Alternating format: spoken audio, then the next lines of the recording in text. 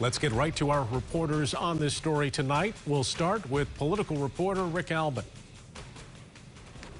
Well, Brian and Sue, the president had a number of things he wanted to accomplish by coming here today. He had a lot of people to talk to, and not just those people inside the building, but those were certainly the people that were on his mind. He talked a little bit about his experience as he toured Pfizer today. On our tour, I met a few of your nearly 3,000 workers, Albert. Experts managing ingredients that come in from different cities and states. Experts handling 3D modeling and artificial intelligence to ensure that every dose is properly crafted. Experts ensuring sterile environments so that each vial, each and every one, is safe and free of contaminants. All of this is followed by extensive safety and quality control inspection, then careful packaging and labeling. We walk by a freezer farm that then keeps those doses viable so they can be shipped. It's an incredibly complex process. And at every stop, safety is the utmost priority. The whole process takes teamwork, precision, and round-the-clock focus. That was one audience that the president was talking to, the people at Pfizer, and also talking to the people who will be taking that vaccine and explaining to them how safe he believes it is and how exacting the process is. But there was another audience the president needed to talk to today, and that's the members of the U.S. House and the U.S. Senate. The president desperately wants to get his COVID relief package passed, and he knows right now that there aren't enough Republican votes over in the Senate to pass it intact. It may have to go through reconciliation, but nonetheless, he was reaching out with this speech today to talk to those lawmakers about that package. 1 in 5 Americans are behind in their rent. 1 in 10 are behind on their mortgages. How many people do you know that will go to bed tonight staring into the ceiling and say, God, what is going to happen if I don't get my job, if I don't have my unemployment check? What's happened to me? I'm losing my health insurance. What do I do? This is the United States of America, for God's sake. We invest in people who are in need. Do we not invest $35 billion to help people keep a roof over their heads? I could go on, but you get the point. I'm grateful that the Senate and the House are moving quickly. And I'm prepared to hear their ideas how to make the package better and make it cheaper. I'm open to that. But we have to make clear who is helped and who is hurt. And my hope is that the Republicans in Congress listen to their constituents. So the president was making the case for that nearly $2 trillion COVID relief plan, knowing that the Republican votes, particularly in the Senate, are going to be hard to come by, but nonetheless making the case that all of that money is going to a constituency that needs it. And then he asked that more or less rhetorical question, what would you cut? Who wouldn't you pay? And that was how the president framed that entire conversation. In all, he was here on the ground for a little over an hour and took the tour and talked to the folks here at Pfizer. Coming up tonight at 6 o'clock, we'll get more about what he had to say about what's happening here at Pfizer and with the COVID vaccine. We're live in Portage. Rick Albin, News 8. Yeah. President showing a little emotion there with that response to that particular question. And Rick, he got some good news from Pfizer today, at least on the production front, with the Pfizer CEO saying they're going to ramp up here big time over the next couple of months. Yeah, and that's going to be really important in meeting that goal that the president has of 100 million vaccinations. Wants to get those done as quickly as possible. This was overall, I think, good news all around today, because we're starting to hear some other things about the Pfizer vaccine that may make it even more usable, particularly if some of those storage temperatures don't have to be as cold as we thought, and maybe even the possibility that one dose may be able to give some people enough coverage against COVID-19, although that's still in the testing phases and has not been tested by Pfizer, I should point out. Yeah, you really get the impression that they were talking about how they need to sort of move with this and adjust as needed.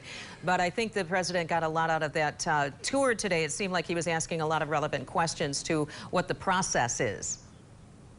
Yeah, and it's got to be really enlightening, because you're the guy that's in charge of getting these vaccines out there, and now you've been right at ground zero to figure out what has to be done to get them out, hearing it from the people, the men and women who are actually producing that vaccine. I would think that would have been very instructive for the president.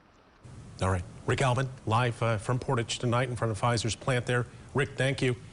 News 8's Kyle Mitchell continuing our team coverage from the motorcade route there. The president's visit, a major honor for the Portage community, and it's a big source of pride for a lot of folks who live and work in that area. Big source of pride for sure. What is the reaction from local leaders and demonstrators today, Kyle? Sue and Brian, the crowds have cleared out, but there were a couple hundred people across the street here from the airport.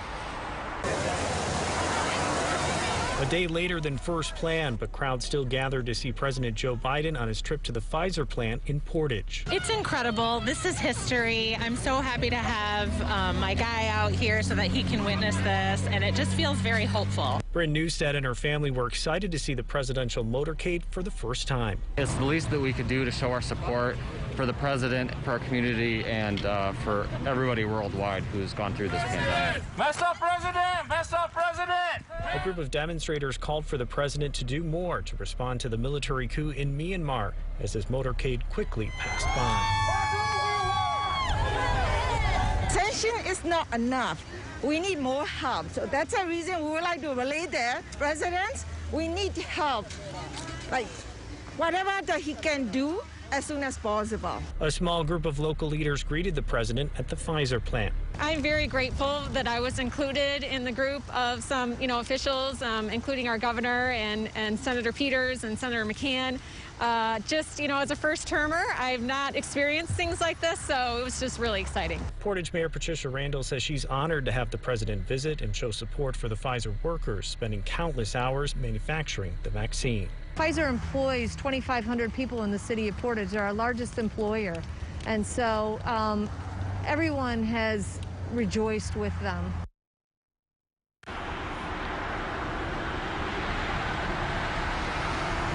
Local leaders say a lot of COVID precautions were taken. Many of them all of them really that met with the president and his team getting COVID tested before that meeting. Reporting live in Portage, Kyle Mitchell, News 8. Yeah, a lot of nice reactions there from the local folks. Like they said, not a lot of opportunities to get a taste of this kind of thing. Fun to have it come to Portage, that's for sure. Kyle, thank you. Our team coverage continuing tonight with News 8's Lindsay McComal. Lindsay, before the president took the podium, we heard from the leader of Pfizer, the CEO. He had a lot to say. Yeah, that's exactly right, Sue and Brian. Pfizer made some headlines this morning with some new information about the vaccine.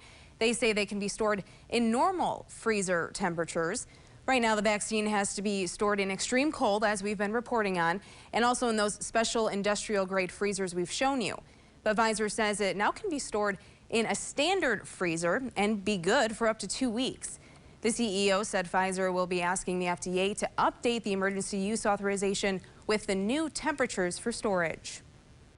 This new storage option would offer pharmacists and vaccination centers greater flexibility.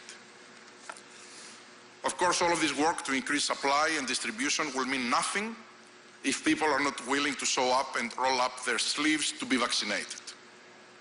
That is why we applaud the Biden administration's unwavering focus and strong efforts to advance vaccine confidence, equitable distribution of the vaccine, and overall health equity. Now, another headline for Pfizer is a new study published in the Lancet Medical Journal. It found that the first dose of the vaccine is 85% effective against infection between 2 and 4 weeks after you receive the first shot. During the plant tour, the CEO was asked if Pfizer may now choose to delay the second dose in an effort to get more people that first shot. The exchange was actually caught on a hot microphone. It's a little hard to hear, but take a listen to that exchange. The study showing that you could delay the second dose of the Pfizer vaccine? There's no study. We haven't studied, unfortunately, the delay. We only have data up to 21 days when we administer the second. We do not know what will happen if we wouldn't administer the second. how long this duration of immunity will last. But are you looking at that idea of only doing one dose and delaying the second one so you can then vaccinate more people? We don't think it will work with one right now. You don't think it'll work? No, but we are looking at it. Right now, the UK is the only country that is delaying doses of vaccines, that second dose specifically. A few notes about the study as well. It does not determine how long the protection from just one dose will last, which is what the CEO did mention to that reporter. And before the comments today, Pfizer has said that it was going to do its own analysis of, quote, the vaccine's real-world effectiveness in several locations worldwide. So, of course, that is something to be keeping a close eye on because it could also really impact how this looks with the logistics of these doses that they're really trying to ramp up and get out. Oh, absolutely. So many things to keep in mind as to how they adjust this whole thing, but it seems like they're really on it, too. Yeah. All right. Lindsay McComal, thank you. Lindsay, thank you. Our coverage of today's historic visit from President Biden continues throughout the night on air and online. The president was joined by Governor Whitmer today. And tonight on News 8 at 6 o'clock, she'll be joining us live to discuss her interactions and conversations with the president. And again, that is tonight on News 8 at 6 o'clock. Make sure and join us.